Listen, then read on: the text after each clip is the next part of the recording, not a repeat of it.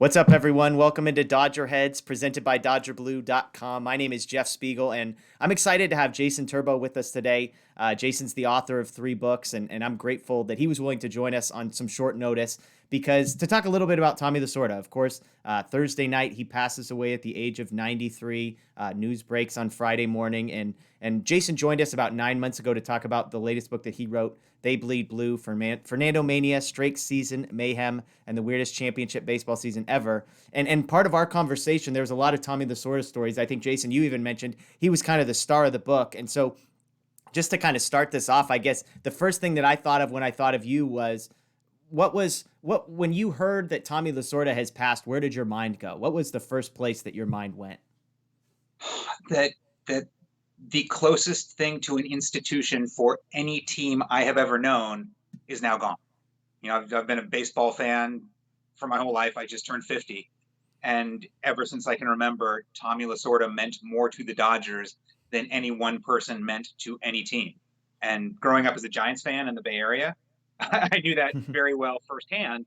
And even as a guy who rooted against the Dodgers, it was hard to begrudge him that or the fan base him. I mean, he was where he needed to be and where he should have been and where he belonged. Yeah, on you wrote something for your website, baseballcodes.com, and you had a quote, I think it was from the book, that you said, or maybe this was just from the post. It's not an overstatement to say that Tommy Lasorda was the most important figure in the Dodger organization since the time of Branch Rickey and Jackie Robinson and the heyday of Walter O'Malley. Why do you think that is? What was it about Tommy that kind of, I joked this morning, and I don't even mean it in a derogatory sense. Tommy was like the mascot of the Dodgers. I mean, the association between Tommy and the Dodgers, he was their ambassador. He was the face of the organization. Why was that? What was it about Tommy that you think brought him to that place? It was a combination of things. One was durability. He Yeah. showed up in 1949 as kind of a semi-talented left-handed minor league pitcher and more or less never left. Yeah. Right? When his career ended, he became a scout. And when he stopped scouting, he became a minor league manager and then a major league coach and then a major league manager for 20 odd years. And he just never left. And, the old saying is half the battle is just showing up. Yeah. Right. And he showed up over and over. Part of the reason he was such a good mascot was unique to him, which was an incredible level of loyalty. He loved the Dodgers. Everyone knew that, right? Tommy Lasorda's entire brand was how much he loved the Dodgers. Yeah. And not many organizations inside or outside of sports could say that. And when you get someone of that level of notoriety is the wrong word, of fame, of Q-list recognition, willing to bleed for your team, willing to bleed the colors of your team, you see onto that, and the Dodgers very rightly did. And I think the third factor is capability, right? He was a good manager, and he was able to stick around that long, and that all just kind of coalesced into mascot. And I guess the other factor is that he was able to laugh at himself, at least in the ways that mattered toward his mascotiness, right? He was a rotund ball of jelly, and he was able to lean into that at least until the slim fast years. Yeah. Yeah. And I mean, I mentioned this to you off camera just before this, but part of Lasorda's story is he's a complicated guy. I mean, there's the mascot sort of nature that sort of the public generally knows, but there's also some complicated things in his past, family stuff, personality stuff, relationship stuff. So when you think about Tommy as somebody who, again, studied, one of the greatest teams that he was a part of, a World Series team that he was heavily involved with, and so obviously you heard stories, you were, talking to people that intimately knew Tommy Lasorda. How do you navigate the complicated person that was Tommy? Well, I think any truly compelling character is complicated in the same way as the Tommy Lasorda was complicated, right? It's not all just angelic niceness, because they can't all be Vin Scully. I was thinking about it as I wrote, what effectively was my obituary for him at baseballcodes.com, and it got me thinking about putting together They Bled Blue, which is a book about the Dodgers' 1981 championship. And I realized fairly early on that I could not tell that story in any meaningful way without without laying the groundwork for who Lasorda was, because everything stems from that. And that's why chapter 1 is called The Manager, and why it only involves Lasorda and not at all 1981. Right? You have to understand Lasorda before you understand the Dodgers. And that's for good and for bad. There was homophobia going on. His son, Tommy Jr., was gay in Los Angeles, especially as far as I was concerned in 1981, which was ground zero for the AIDS epidemic. But at the same time, as ignorant as Tommy may have been about his son's lifestyle, he never stopped loving the kid, and the kid never stopped loving him. So, I mean, there's kind of wonderful complexity there to explore, and I think it lends a lot to any story you want to tell. I mean, this is not about Lasorda, but I'll contrast it with Fernando Valenzuela, who is the other centerpiece of my book, who is not terribly complex. Yeah, he just went out and won baseball games and didn't say a lot, and that's about it, right? Yeah. Like, the concept of Fernando Mania was complex and what it did to Los Angeles, and that was fun to explore. But as a person, I mean, it's far more interesting to delve into Tommy Lasorda. Yeah. It is interesting. I mean, when I read your quote to say it's not an overstatement to say he's the most important figure in the Dodger organization, the only guy that holds a candle to that in my mind would be Vin Scully. And it's interesting to think that both of these guys are guys who started in Brooklyn, who came to LA, who sort of they overlapped. I mean, for basically 70 years, their touch on the Dodger organization, and yet could not be more different, right? Vin Scully is the guy who wants nothing to do with the spotlight. He sort of is a storyteller of other people. And then you have Tommy Lasorda, who's almost the perfect foil. Not that there was any sort of competition between the two, but a guy who, it was all about him. He wanted to be the center of attention. He wanted to sort of be this grand figure, like a king in Los Angeles of sorts. So it is interesting to think about Tommy and to think about Vin and sort of how parallel their sort of lives have been in a lot of different ways. Yeah, it's a great point. And I think the key difference is that Vin was the translator of the Dodger experience for the viewing public, and Lasorda was the guy he was translating. He was the experience. Yeah. I mean, I'd love to hear some stories. I'll share one that came from your website. Again, Baseball Codes. Please check it out because it's got all sorts of great information from that chapter that you mentioned. But my favorite tidbit was it said, when Lasorda was a coach under Walter Alston, the Expos made him a lucrative offer to become their manager. He turned them down, saying, I couldn't see myself finally telling people about the big Expo in the sky.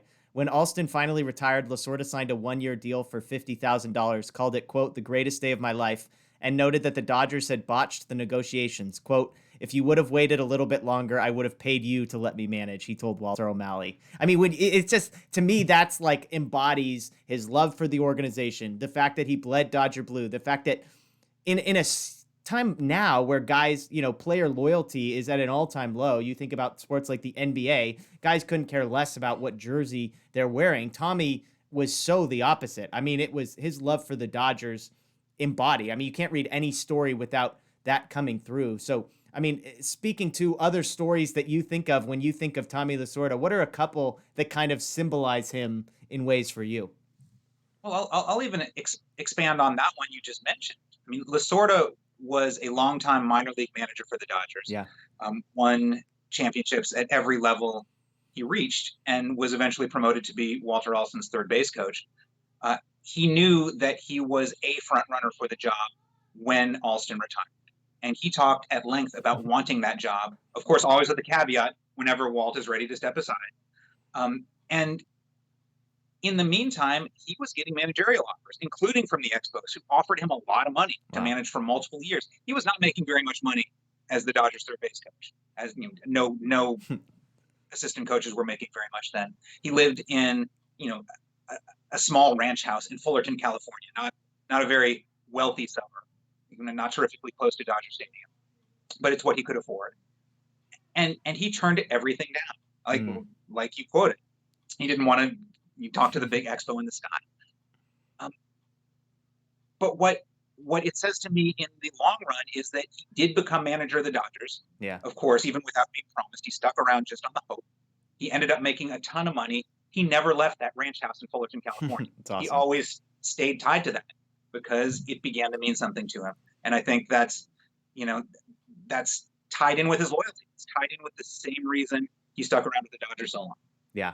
Yeah. Well, before we go, I mean, I'd love to hear a couple Tommy Lasorda stories. I'm sure as you studied this book, not only from 1981, but I'm sure at any point in the 20-year managerial career, third base career, minor league career, player career. I mean, what are maybe one or two stories that when you think of Tommy Lasorda, this is your Tommy Lasorda story that you go to? Well, I mean, I didn't touch on it in today's post, but Lasorda was all about celebrity encounters. Yeah. He was the perfect guy for Los Angeles because, he was delighted by the fact that celebrities wanted to meet him as much as he wanted to meet them. And they were always crowding around his office before games and after games. There's, an ongoing story about how he suited up comedian Don Rickles, had him in the dugout during a game and sent him out to make a pitching change in the middle of a Major League Baseball game. Rickles told this story over and over and over through the years, up until he died. And the reality is not quite that profound, but it's not far off. Yeah. Rickles did suit up. Lasorda did send him out to talk to the pitcher, Elias Sosa, in the middle of a game. It was, mid-late September. The pennant race had already been decided. It was a meaningless game, and Lasorda was having a bit of fun. But he was quickly put in his place, saying, "You're kind of making a travesty of baseball." He was never again allowed to suit up, a celebrity in the dugout. He skirted that by having celebrity ball boys and ball women. Tony Danza would put on a uniform then kind of serve it a duty as opposed to just hanging out by Lasorda. Jerry Royce tells a great story about walking into Lasorda's office and seeing this crowd of really big men in suits, and Lasorda saying, "Come on over here. I want you to meet someone." And Royce kind of parts the seas. And there in the middle of the scrum is Lasorda's personal hero, Frank Sinatra. Wow. And of course, Sinatra's the biggest celebrity on the planet at that point. And Lasorda says, "This is Jerry Royce." And Royce looks over at Sinatra and says, "I'm sorry, I didn't get the name." And Lasorda just wanted to hide behind his desk. That's amazing. That speaks both to his celebrity fixation and the kind of relationship he had with his players. I mean, Royce felt free to do that kind of thing. And it worked. It helped keep him loose. It helped keep Lasorda loose. And everyone was the better for it. The last story I will relay is not a story so much, but it's a personal experience. Growing up, going to Candlestick Park, seeing the Dodgers come into town, seeing the Giants lose to them almost every time because that's the way it was back then. Candlestick had this kind of unique layout where the visiting team was in the third base dugout. Usually the home team is in the third base dugout. But the first base dugout was connected to the clubhouse. The base dugout was not. So visiting players had to walk across the field to reach their dugout. And we Giants fans took that as an opportunity to boo them, particularly Tommy Lasorda. And I will never forget this. I mean, it's happened every time I was there. He soaked it up, man. He would blow kisses to the fans every step of the way. He was hooting and hollering, having the time of his life. And even as we booed him, it was impossible not to love him for it. And that's something I will always appreciate about Tommy Lasorda.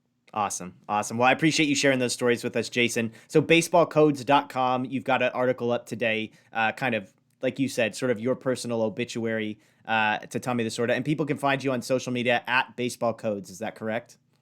Absolutely. Perfect. And They Bled Blue is out and about wherever fine books are sold. Read up on the 81 Dodgers. Yeah. One of Tommy Lasorda's 2 World Series championships. Like Jason said, the whole first chapter, which you joke about being 6,000 words long, is all Tommy Lasorda. So if you're wanting to relive some of that, definitely check out Jason's book. Jason, we appreciate you joining us, everyone. Thanks for watching.